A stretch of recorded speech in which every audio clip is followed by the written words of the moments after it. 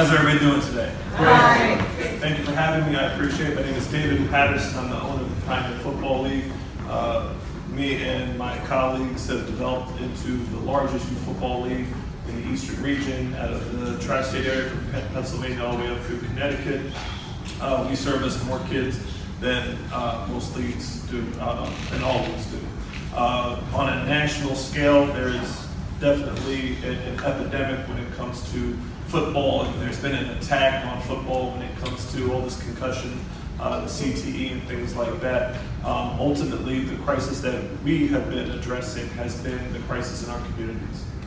For us, that's priority number one. We are taking steps with the National Football League in order to reduce chances of injuries and what have you. And ultimately, we incorporate our best practices in order to make sure that our children are safe. That extension, just as much as we're committed to being safe on the field and our coaches are heads-up certified and receive the best training that is out there, in order for them to provide a safe activity for these kids, we have the same exact dedication in terms of keeping these kids off the street. Regardless of your religious affiliation and denomination or affiliations, what have you, ultimately our children are at this particular point at risk of being left to the elements of the community, which has been long forgotten and long ignored. Ultimately, we are in the most distressed areas. We are in, per capita, the poorest and highest need area, and we service those kids in the second most expensive sport to play, and we do it very well. With the help of people like President Rick Hernandez, who's here, our President of Tri-State Conference, Sean Godbolt. We do have a couple other partners that I would be remiss if I didn't mention. Coach Carter and Coach Mel from the Harlem Jets. They are all dedicated to providing our kids a safe place to play on any given Saturday and Sunday during the course of the season. When it comes to mental health crises, regardless of what you believe is the cure or how to address it or what have you, ultimately our biggest risk to our kids is the element of drugs and abuse in the neighborhoods or what have you. We, on every single given weekend, take an enormous amount of kids off the street from ages 6 years old all the way through adults.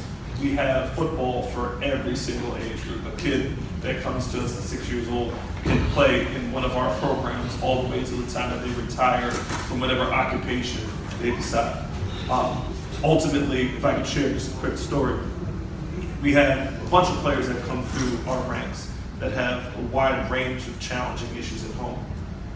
Ultimately, the role of the football coach surpasses and is something that is really taken for granted on a daily basis. When a child needs some advice, they don't ask their teacher. If they come into a crisis, they don't ask their science teacher. They ask their football coach, and there's a reason. I've had players come to me, financial issues, life issues, every single issue that you could imagine. And ultimately, it's the football coach that takes them, as in the word coach, means to take from one place to another. It is our job to make sure that those kids are not forgotten, that those kids have an opportunity that is provided to their counterparts in the suburbs. Me, myself, I was fortunate enough I grew up in Princeton, New Jersey. My dad played NFL football for the Washington Redskins. I never knew tough life ever. Ultimately, I dedicate myself to those that didn't have that same opportunity and to give them the same opportunity that was given to me. We played a game in Canada, we played a game in Portland, Maine, we played games in South Jersey, we played games in Virginia, North Carolina, South Carolina, Florida. We played all over the Eastern Seaboard. And it's not just about playing football, it's about getting these kids exposed to things that they ordinarily would not be exposed to. So they have the knowledge to make decisions on their own on what's best for their situation, even if they have a parent or parents at home that are dealing with life issues that deem them unable to deal with their particular situations. I had a player, and over the course of my 10 years of coaching, I've had a number of players that have come to me with substance abuse issues, home issues, family issues, just life issues in general.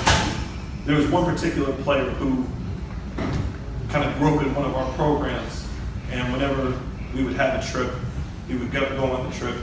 Kid was from Yonkers, really, really tough, rough around the edges type of kid. Could not literally string two sentences together without issue.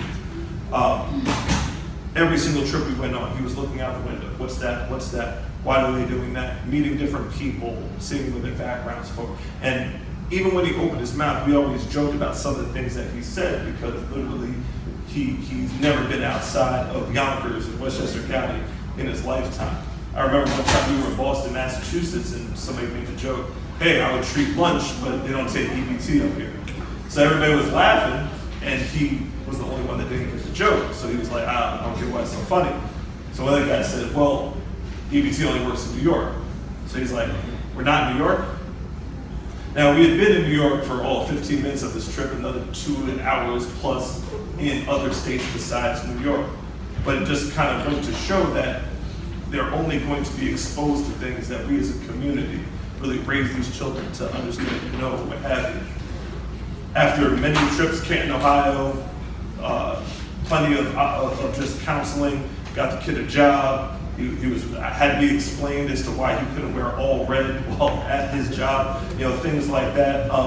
Just item after item of really working with this kid to get him from point A to point B. Got his life together, ended up settling down, got himself a place in Brooklyn and what have you. His girlfriend, who in itself had a history of mental health issues, ends up getting into a fight with some of the neighbors in the upstairs of the building, ended up getting in a fist fight. One of the big epidemics now in our community is just the way in which they treat each other.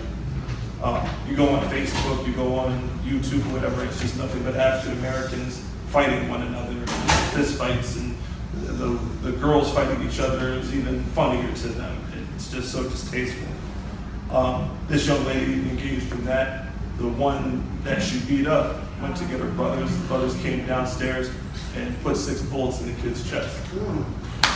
So as much time and effort as we spent working on this young man, his name is Maurice Lindsay. Got the kid's life together, got the kids squared away, and ultimately the streets claimed that young man as well.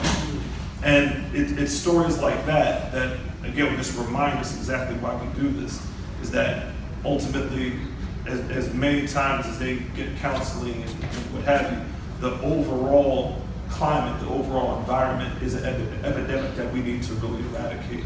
So again, we're at the front lines, we're in the communities. So with our kids, taking them out of the neighborhood, getting them exposed to things, putting them back in for them to share with friends and colleagues and what have you, just setting a culture of respect. We do have our fair share of kids that run into mental health issues. We literally were dealing with a case before, just yesterday, about a kid who ran into a moment at one of our games, and one of our games had to end early because he was having a moment. And instead of kind of just kicking the kid aside and saying, well, you obviously can't play football here anymore, and just letting the streets claim the kid, we were dedicated to making sure the kid at least addressed the issue and got some form of help and communication and dialogue with his parent, and to understand exactly why his actions had consequences and ramifications and such. Ultimately, that's kind of the path of what we do. Our needs at this particular point, really, we're combating a bunch of things. We're combating a all-out assault on football, and we're combating just kids that have to be motivated in an area in which it's so hard to motivate them. We need these programs. We need more of these programs. And Sean has done an excellent job in branching his product out and reaching more kids within his program than anybody else within the league. And I think that's such an admirable thing, because he believes that every kid at a certain age bracket, from 6 years old to the time they graduate high school, should be in one of his programs, if nothing else, to keep the kid off the street. And that's ultimately what this thing is about. And ultimately, it's easy for any other community to kind of abandon football, but when you think about it, there's no assault on, MMA is blowing up in the suburbs. The kickboxing and all that high frequency fighting and combat stuff. It's in the suburbs, it's more popular than ever. You'll never see rugby or Australian rules football or anything that's a cultural element in the Anglo community. You'll never see that under attack. Although when you see the blows to the head in those particular sports, especially without a helmet on, it's definitely something. Ultimately, the attack isn't just on football. The attack is on our community. Yep. When you look at the NBA and the NFL, every single year there's a debate whether there should be a one and done rule, whether the kids should go to college for a year or 2 years and then go to the pros. Well, I'm the biggest proponent for college. I'm a college grad myself. Ultimately, I just find a hypocrisy in the fact that a kid that's 12 years old in Canada can be recruited for an NHL team with no problem. Nobody worries about where they go to college. A kid that's 11 years old that can swing a golf club, nobody asks them about where they're attending college. They got, if you look at the baseball draft is full of kids that have never touched a college campus. The only sports that they're worried about are the sports where African Americans currently are in a position of power and dominance.